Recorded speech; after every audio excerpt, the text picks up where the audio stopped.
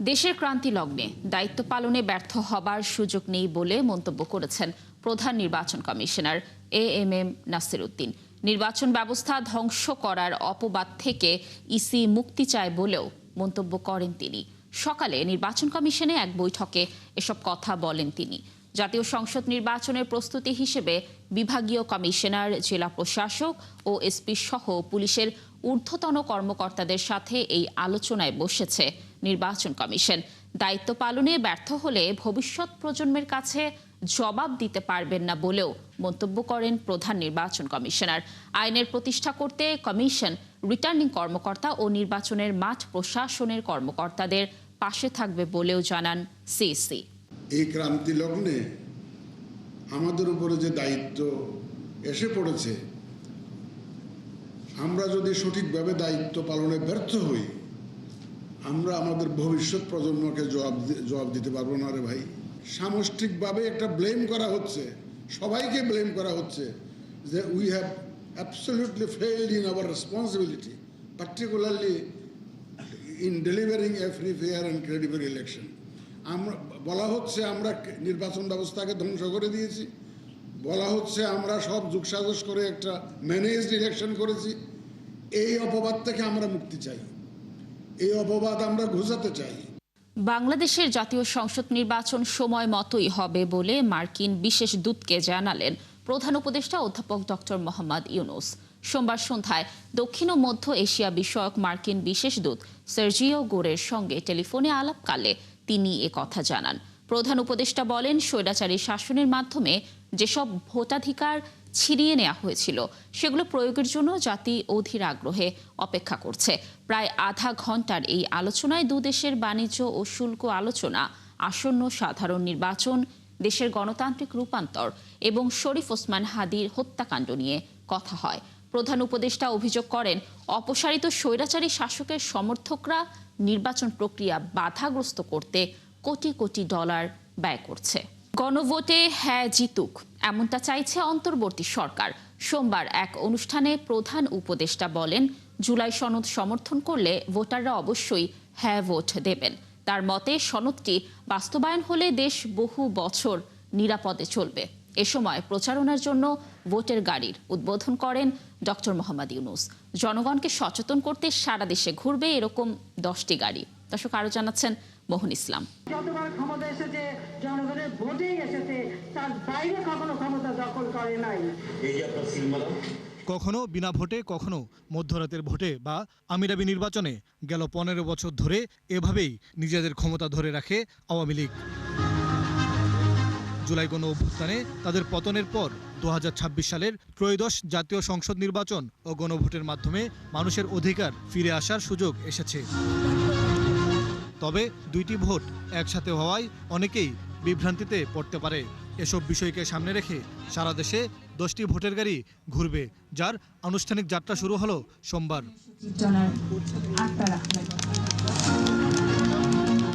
প্রধান উপদেষ্টা বলেন, ভয় ও বাধাহীন একটি নির্বাচন আয়োজন করবে সরকার। আমরা এমন একটি নির্বাচন চাই যেখানে থাকবে না ভয়, থাকবে না বাধা, থাকবে কেবল জনগণের মুক্ত ও নির্ভীক মত প্রকাশ। সরকার সেই পরিবেশ নিশ্চিত করতে বদ্ধপরিকর। তবে গণভোট ও সংসদ নির্বাচন একই দিনে হওয়ায় অনেকে বিভ্রান্তিতে পড়েছেন। সরকারের চাওয়া গণভোটে হ্যাঁ জিতুক। এই সনদ দেশের মানুষ পছন্দ করলে দেশ আগামী বহু বছরের জন্য নিরাপদে চলবে বলে আমার দৃঢ় বিশ্বাস। আপনি যদি এই সনদ সমর্থন করেন তবে গণভোটে অবশ্যই হ্যাঁ ভোট দেন। অনুষ্ঠানে আসা দুই উপদেষ্টা বলছেন, ভয় দেখিয়ে গণতন্ত্রের উত্তরণে বাধা দেওয়া যাবে না। ইন্টারনাল বলেন বা অন্য রকম বলেন, সেখান থেকে যত চ্যালেঞ্জগুলো আসবে সেগুলোকে আমাদের মোকাবেলা করতে হবে, সেগুলোর জন্য বাড়তি প্রস্তুতি আমাদেরকে নিতে হবে। কোনো কিছু দিয়ে ভয় দেখানো যাবে না, ডেমোক্রেটিক ট্রানজিশন এবং ইলেকশন হবে। আচরণবিধি লঙ্ঘন করলে প্রার্থীদের বিরুদ্ধে ব্যবস্থা নেওয়া হবে বলে জানান ইসি সচিব। আচরণ বিধিমালা ভঙ্গের কারণে তাদেরকে চিহ্নিত করে আইনের আওতায় নেওয়া হবে। নির্বাচনী পরিবেশ স্বাভাবিক রাখতে প্রার্থীদের দায়িত্বের কথা বলেন সবাই। আর নয় নিশি ভোট কিংবা একতরফা নির্বাচন, এবার নির্বাচনের মাধ্যমে দেশের মালিকানা বুঝে নেবে দেশের জনগণ, আর তা হবে তাদের নিজেদের চাবি অর্থাৎ ভোটের মাধ্যমে, যার আহ্বান জানিয়েছেন অন্তর্বর্তীকালীন সরকার। মোহন ইসলাম, ৭১, ঢাকা। আসন্ন নির্বাচনের আমেজ বইছে ফেনীতে, তবে ভোটের দিনে পরিবেশ ও নিরাপত্তা নিয়ে শঙ্কায় রয়েছেন জেলার নারী ভোটাররা। সম্প্রতি দেশের চলমান সহিংসতায় উদ্বিগ্ন তারা বলছেন, স্বচ্ছ নির্বাচন করতে হলে আগে নারীদের নিরাপত্তা নিশ্চিত করা দরকার। পাশাপাশি নারীদের অধিকার, শিক্ষা, স্বাস্থ্যসেবা ও কর্মসংস্থানের সুযোগ বাড়ানোর দাবি জানিয়েছেন অনেকে। জহিরুল হক মিলুর তথ্য ছবিতে দেখুন প্রতিবেদন। পোস্টার, সভা, সমাবেশে জমে উঠেছে ফেনীর নির্বাচনী প্রচার। সম্ভাব্য প্রার্থীরা ব্যস্ত ভোটারদের মন জয়ের, বিশেষ করে নারী ভোটারদের সিদ্ধান্তের দিকে মনোযোগী তারা। তবে জেলার নারীরা এবারের নির্বাচনকে দেখছেন ভিন্নভাবে। সচেতন ভোটাররা এবার শুধু রাজনৈতিক প্রতিশ্রুতি নয়, চান জীবনের নিরাপত্তা, শিক্ষা আর কর্মসংস্থানের ব্যবস্থা। তবে তারও আগে নারীরা চাইছেন একটি সুষ্ঠু নির্বাচন। কোনো সহিংসতা হলে প্রথমে আমাদের নারীরাই বেশি জরাজীর্ণতার শিকার হয়ে যায়। প্রতিবারের মতো যাতে করে আমাদের নির্বাচনটা ওই রকম না হয়, না আমরা নারীরা যাতে করে সুশৃঙ্খলভাবে সুন্দরভাবে ভোটটা দিতে পারি। এজন্য আমাদের আইনশৃঙ্খলা বাহিনীকে বলবো, আমরা কঠোর একটা প্রশাসনের ব্যবস্থা করবেন। নির্বাচন নিয়ে আগ্রহী নতুন ভোটাররাও। তারা চান এমন একজন প্রতিনিধি আসুক যারা নারীদের নিরাপত্তার বিষয়টিকে গুরুত্ব দেবে। দেশে নারী নির্যাতন, নিপীড়নের সংখ্যা কমবে। নারীরা যে ইত্তেজনের শিকার হয় বা অনেক সমস্যায় পড়ে, রাস্তাঘাটে চলাফেরা করতে অনেক সমস্যা হয়, এগুলো যাতে না হয়, আমরা মেয়েরা যাতে স্বাধীনভাবে চলতে পারি, আমাদের একটা সেফটির প্রয়োজন। এখনও যে পরিমাণ হেনস্থার শিকার হচ্ছে নারীরা, পথে ঘাটে, চাকরি, হ্যাঁ, কর্মক্ষেত্রে বলেন, স্কুলে বলেন, কলেজে বলেন, যাতায়াতের ক্ষেত্রে, এবং কি জাস্ট একটা পাবলিক বাসের কথাও যদি আমরা বলি, তাহলে এটা আসলে খুবই, কি বলবো, নারী হিসাবে খুবই লজ্জাজনক। অন্যদিকে জেলার অনেক নারী দাবি তুলেছেন নারীদের শিক্ষা, কর্মসংস্থান আর অধিকার রক্ষায় নির্বাচিত প্রতিনিধিরা যেন গুরুত্বপূর্ণ ভূমিকা রাখে। সেই সাথে রাজনীতিতে পুরুষের পাশাপাশি নারীদেরও যেন সমান অংশগ্রহণ থাকে, সেটা নিশ্চিত করার দাবিও তাদের। সংরক্ষিত আসনের আমরা চাই না, আমরা চাই আমাদের নারীগুলোরও ইলেকশন হবে, একদম ইলেকশনে প্রত্যক্ষ ভোটে নারী নির্বাচিত হবে। প্রত্যেকটা সেক্টরে আমাদের মহিলাদেরকে যেন আরও বেশি জোরালোভাবে, যে মহিলারা সব জায়গায় যেন কাজ করতে পারে। যারা বিনিয়োগকারী তারা নির্দ্বিধায় বিনিয়োগ করবে, নারীদের কর্মসংস্থানের ব্যবস্থা হবে, আমরা ব্যবসায়ীরা ভালোভাবে ব্যবসা করতে পারবো, ব্যবসা করার একটা পরিবেশ সৃষ্টি হবে। নির্বাচন নিয়ে নারীদের শঙ্কার বিষয়টিকে গুরুত্ব দিচ্ছেন নির্বাচনী কর্মকর্তারা। বলছেন নারীরা যেন সুষ্ঠু পরিবেশে ভোট দিতে পারেন, সেই ব্যবস্থা রাখা হচ্ছে। প্রিজাইডিং অফিসার, সহকারী প্রিজাইডিং সহ আপনারা জানেন আনসার বাহিনীও থাকে, তাদেরকেও আমরা ওইরকম নির্দেশনা দিব। এছাড়াও সারা দিন জুড়েই বিভিন্ন ধরনের আইন শৃঙ্খলা বাহিনী, ওনারাও মুভমেন্ট অবস্থায় থাকে। তো আমরা আসলে সর্বাত্মক চেষ্টা করব, যদি এরকম অনাকাঙ্ক্ষিত পরিস্থিতি এসেই যায়, সে অনুযায়ী আমরা যেন নারীদেরকে দ্রুতই সেভ করতে পারি। ফেনীর 3টি সংসদে আসনে এবার মোট ভোটার 12,46,000। এর মধ্যে নারী ভোটার আছেন 6,02,936 জন। মনিরা কাজুরি, ৭১। তারেক রহমানের দেশে ফেরা এখন টক অফ দ্য কান্ট্রি। সব শঙ্কা, অনিশ্চয়তা কাটিয়ে আসছে 25 ডিসেম্বর দেশের মাটিতে পা রাখার কথা রয়েছে তার। ভারপ্রাপ্ত চেয়ারম্যানকে বরণ করতে সেরা প্রস্তুতি আর নিরাপত্তার বিষয়টিকে সর্বোচ্চ গুরুত্ব দিচ্ছেন নেতাকর্মীরা। তাদের প্রত্যাশা, তারেক রহমানের হাত ধরেই আসবে রাজনীতির গুণগত পরিবর্তন আর তৈরি হবে মানবিক বাংলাদেশ। শফিকুল হকের প্রতিবেদন।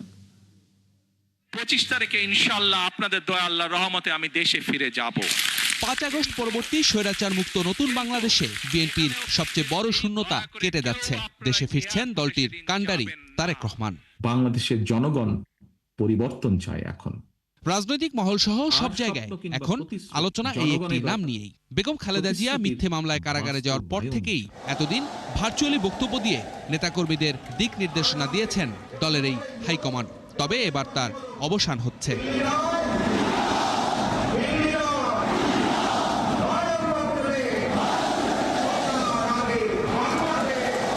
তারেক রহমানের দেশে ফেরায় উজ্জীবিত দলটির নেতাকর্মীরা। তারা বলছেন আগামী নির্বাচনে দেশে থেকে সরাসরি নেতৃত্ব দিয়ে দলকে নিয়ে যাবেন অনন্য উচ্চতায়। জনাব তারেক রহমান আমাদের একটা ভালোবাসার জায়গা, আমাদের আবেগের জায়গা। আমরা তাকে নিয়ে মনে করি যে আমাদের সে বাংলাদেশকে নিয়ে এগিয়ে যাবেন, আমাদের স্বপ্ন দেখিয়েছেন, আমাদের স্বপ্ন দেখাচ্ছেন। বিএনপির ভারপ্রাপ্ত চেয়ারম্যান হিসেবে নয়, উনি যে এই দেশকে নেতৃত্ব নিয়ে দেশকে এগিয়ে নিয়ে যেতে পারবেন সেই ধারণাটা মানুষের মাঝে উনি তৈরি করেছেন ইতিমধ্যে। স্বৈরাচার মুক্ত বাংলাদেশে তারেক রহমানকে বরণ করে নিতে অপেক্ষায় দলের প্রতিটি কর্মী।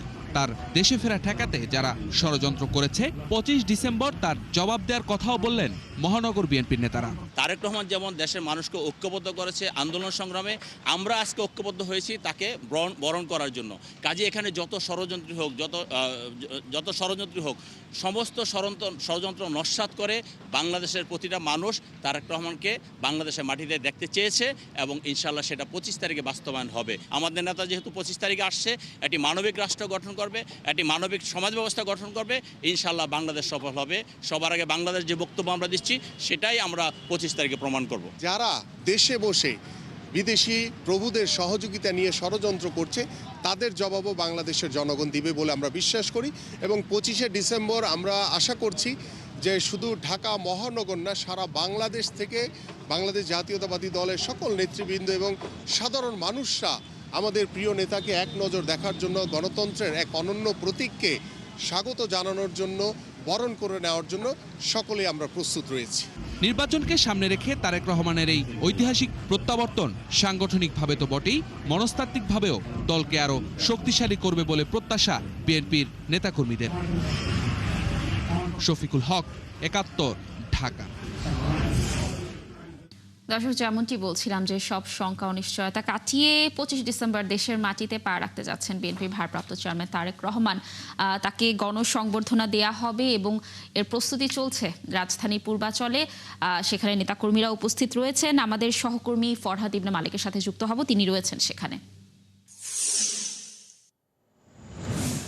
ফরহাদ, নিশ্চয়ই শুনতে পাচ্ছেন আমাকে। যেমনটি জানাচ্ছিলাম যে 25 ডিসেম্বর বিএনপির ভারপ্রাপ্ত চেয়ারম্যান তারেক রহমান আসছেন। কেমন দেখছেন সেখানকার সার্বিক পরিস্থিতি? মঞ্চ তৈরির কাজ তো চলছে, যারা নেতাকর্মী রয়েছেন তাদের মধ্যে উচ্ছ্বাস কেমন দেখছেন 25শে ডিসেম্বরকে নিয়ে, জানাবেন। মোটামুটি বলতে গেলে দেড় যুগের একটা সময়, একটা অপেক্ষার একটা চাতক পাখির মতন যে বাংলাদেশ তাকিয়ে রয়েছে, একটা গণতন্ত্র, যে অথরা গণতন্ত্র বাংলাদেশে প্রতিষ্ঠিত হওয়া এখনো পর্যন্ত বাকি, সেই গণতন্ত্র প্রতিষ্ঠার একটা সূতিকাগার হতে চলেছে 25শে ডিসেম্বর, যেখানে বিএনপির ভারপ্রাপ্ত চেয়ারম্যান তারেক রহমান দেশে ফিরবেন প্রায় 18 বছরের কাছাকাছি সময় পরে। দেশে ফেরার পর তিনি এভার কেয়ারে যাবেন, এভার কেয়ার থেকে আসবেন এই পূর্বাচলে 300 ফিটের এই রাস্তায়, যেখানে এই মঞ্চ প্রস্তুত হচ্ছে, মঞ্চের প্রস্তুতি চলছে সাদরে গ্রহণ করার জন্য, সাদরে তাকে বরণ করে নেওয়ার জন্য দেশ ও দেশের মানুষ, আপামর জনসাধারণ তাকে বরণ করে নেওয়ার জন্য প্রস্তুতি নিয়েছেন। এই 30x48 ফিটের এই মঞ্চ, শুধু 48 ফিটের এই নয়, এই মঞ্চ এক টুকরো বাংলাদেশের প্রতিধ্বনি হয়ে আসছে, প্রতিফলন হয়ে আসবে বলে মনে করছেন নেতাকর্মী যারা রয়েছেন। আমরা এখানে যারা এসেছেন তাদের সাথে আমরা কথা বলেছি, তারা বলছেন যে এই আনন্দের সময়, এই আনন্দ মুহূর্ত তারা বরণ করতে চান, তারা সবাইকে নিয়ে তারা এই আনন্দ মুহূর্তটাকে উপভোগ করতে চান, তারা জানতে চান এবং জানাতে চান তাদের মনের কথা। আমরা এরকম দু একজনের সাথে একটু কথা বলতে চাই, যে আপনার সাথে একটু কথা বলতে চাই আমরা, যে এত বছর পর, প্রায় 18 বছরের কাছাকাছি সময় পর তারেক রহমান আসছেন, আপনাদের কর্ম পরিকল্পনা কেমন আর আনন্দ কেমন হচ্ছে? আলহামদুলিল্লাহ। এদের মধ্যে আমাকে আপনি যে প্রশ্ন করেছেন, আনন্দ তো বলার, এটা আমার ভাইরে আনন্দ কিভাবে আপনাকে আমি বোঝাবো, এই আনন্দ কোথায় রাখবো আমি সেটাও জানি না। তবে ইনশাল্লাহ আমি এই আনন্দকে উপলক্ষ করে আমি আগামীকালকে এই চট্টগ্রাম থেকে আসছি, এমনকি আমি রুমেও উঠি নেই, কোনো হোস্টেলে উঠি নেই। আগে সর্বপ্রথম গাড়ি থেকে আমি ট্রেন থেকে নেমে মতনই আমি আগে মঞ্চ দেখার জন্য চলে এসেছি। আনন্দ আছে বিদায়। আমার দেশ নেক তারেক রহমান যখন আসতেছে, আমরা যখনই আমার ঘোষণা হয়েছে 25 তারিখ উনি আসবে, তখন থেকেই আমাদের পরাণ ছটফট করতেছে, আমরা জনাব তারেক প্রমাণকে আমরা দেখব চোখের দৃষ্টিকে দেখেছি সেই 17 বছর আগে। 17 বছরের মধ্যে আমাদের কোনো দেখা হয় নাই সরাসরি। তো ইনশাল্লাহ চেষ্টা করি, আল্লাহ যদি তৌফিক দান করে ওনাকে সরাসরি দেখার জন্য, সেই প্রত্যাশা নিয়ে অপেক্ষা করে আছেন, আপনারা অপেক্ষা করে আছেন। আমরা কথা বলছিলাম কয়েকজনের সাথে, তারা জানাচ্ছিলেন যে এই যে 17 বছরের অপেক্ষা, 17 বছরের বেশি সময়ের অপেক্ষা, এই অপেক্ষা নিয়ে তারা অপেক্ষা করছেন। তারা তাদের নেতাকে দেখার জন্য অপেক্ষা করছেন, দেশের গণতন্ত্র প্রতিষ্ঠা হবে সেই আশায় তারা অপেক্ষা করছেন এবং এই গণতন্ত্রের সূচনা এই মঞ্চ থেকে শুরু হতে যাচ্ছে বলে মনে করেন তারা। লাবণী, এই ছিল আমার কাছে এখন পর্যন্ত। ফরহাদ, ধন্যবাদ আমাদের সাথে যুক্ত থাকার জন্য। আপনি থাকুন সেখানে, নিশ্চয়ই আমরা এই বিষয়ে আরো তথ্য পরবর্তী সংবাদ সঞ্চারগুলোতে আপনার মাধ্যমে দর্শকদেরকে জানানোর চেষ্টা করব। বিএনপির ভারপ্রাপ্ত চেয়ারম্যান তারেক রহমানকে 25শে ডিসেম্বর বরণ করতে প্রস্তুতি নিচ্ছে বরিশাল বিএনপি ও এর অঙ্গ সংগঠন। নেতারা মনে করছেন কেবল দলীয় নেতাকর্মীরাই নয়, বিএনপির সমর্থকরাও সামিল হবেন এই যাত্রায়। সাংগঠনিক প্রধানের এই বরণ অনুষ্ঠান ঐতিহাসিক করে রাখতে চান তারা। বিধান সরকারের প্রতিবেদন। বিএনপির সাংগঠনিক অভিভাবক তারেক রহমানকে স্বাগত জানাতে নেতাকর্মীদের পাশাপাশি সমর্থকরাও প্রস্তুত। এজন্য মহানগর বিএনপির পক্ষ থেকে 3টি লঞ্চ এবং 20টি গাড়ি আপাতত বুকিং দিয়ে রাখা হয়েছে, তবে বাড়তে পারে এই সংখ্যা। আমরা অলরেডি 3টা লঞ্চ আমরা আমাদের মহানগরের জন্য আমরা বুক করেছি এবং কিছু বাসও আমরা বুক করেছি। আমরা আরও চেষ্টা করতেছি যত বাড়ানো যায়। আমাদের বরিশাল থেকে, আমাদের বরিশাল মহানগর থেকে 20,000-এর উপরে নেতাকর্মী অবশ্যই যাবে। কেবল বিএনপি নয়, প্রস্তুত হচ্ছে এর অঙ্গ সংগঠনগুলোর নেতারা। তারা বলছেন শহীদ প্রেসিডেন্ট জিয়াউর রহমানের প্রতিচ্ছবি দলের ভারপ্রাপ্ত চেয়ারম্যান তারেক রহমানের মধ্যে তারা দেখছেন। তাই সর্বোচ্চ সংখ্যক নেতাকর্মীরা ঢাকায় যাবে। আমাদের বরিশাল মহানগর যুবদল থেকে আমরা 10 থেকে 12,000 লোকের মতো আমরা বরিশাল থেকে মুভ করার চিন্তা ভাবনা আমরা নিয়ে আগাচ্ছি।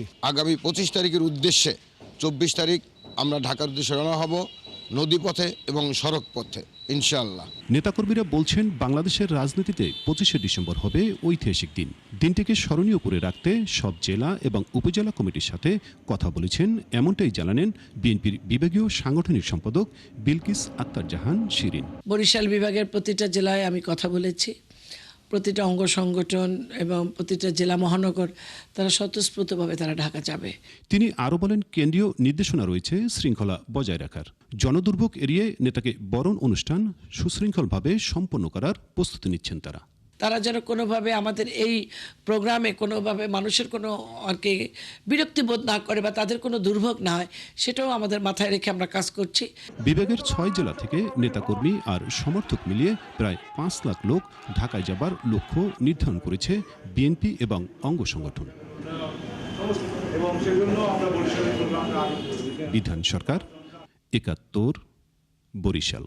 আওয়ামী শাসনামলে র্যাবের টিএফআই সেলে 14 জনকে গুম ও নির্যাতনের মামলায় শেখ হাসিনা, তারিক আহমেদ সিদ্দিক, সাবেক ও বর্তমান সেনা কর্মকর্তা সহ 17 জনের বিরুদ্ধে অভিযোগ গঠনের আদেশ আজ।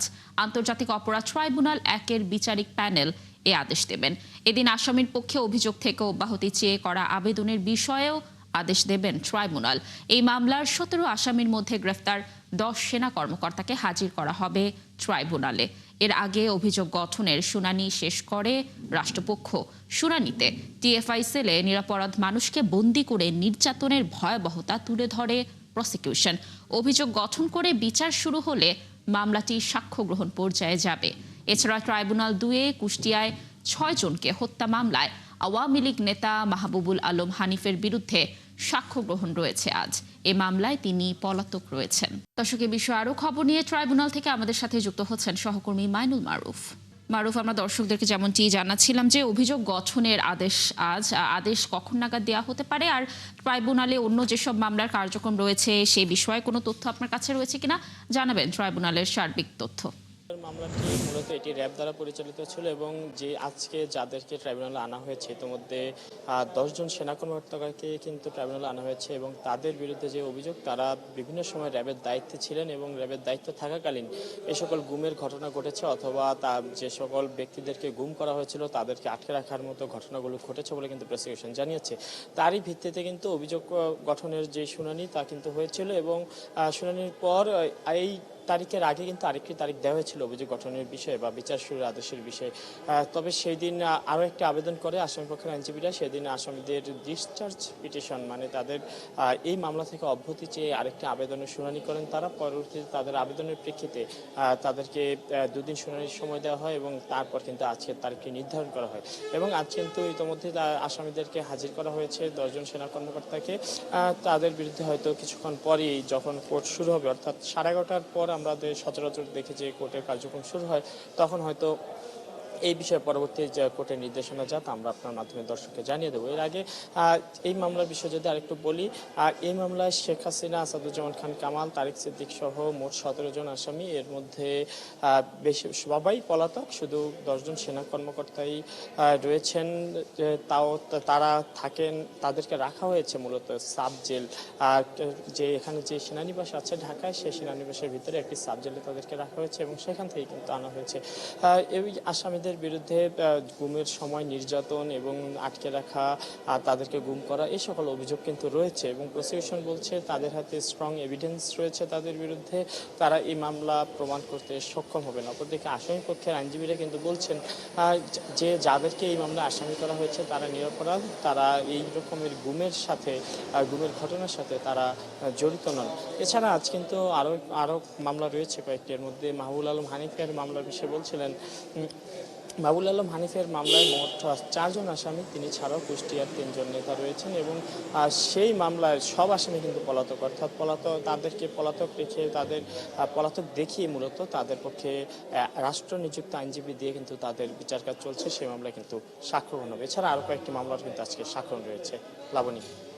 মানব, ধন্যবাদ আমাদের সাথে যুক্ত থাকার জন্য। আপনি থাকুন ট্রাইব্যুনালে, নিশ্চয়ই আমরা আরও কিছু তথ্য পরবর্তী সংবাদ সংযোগগুলোতে আপনার কাছ থেকে জানবো এবং দর্শকদেরকে জানানোর চেষ্টা করবো। দর্শক যুক্ত ছিলেন সহকর্মী মাইনুল মারুফ।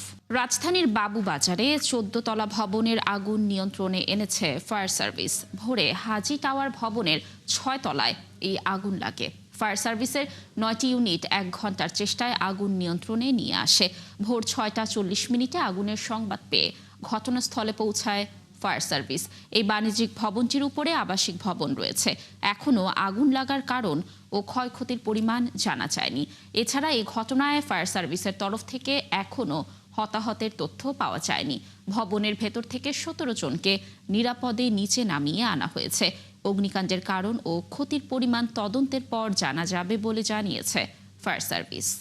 দেশের চলমান পরিস্থিতিতে পোশাক খাতের অনেক ক্রেতা বাংলাদেশ সফর স্থগিত করছেন, অনেকে আবার বাতিল করছেন ক্রয়াদেশ। এমন অবস্থায় আগামীতে ব্যবসার পরিস্থিতি কি হবে, এটা নিয়ে শঙ্কিত গার্মেন্টস মালিকরা। পরিস্থিতি স্বাভাবিক না হলে ব্যবসার গতি ফিরবে না বলেও মনে করছেন তারা। জাহিদুল ইসলামের প্রতিবেদন। জুলাই গণঅভ্যুত্থানের পর দেশের রাজনৈতিক পরিস্থিতি প্রতিক্ষণে বদলাচ্ছে।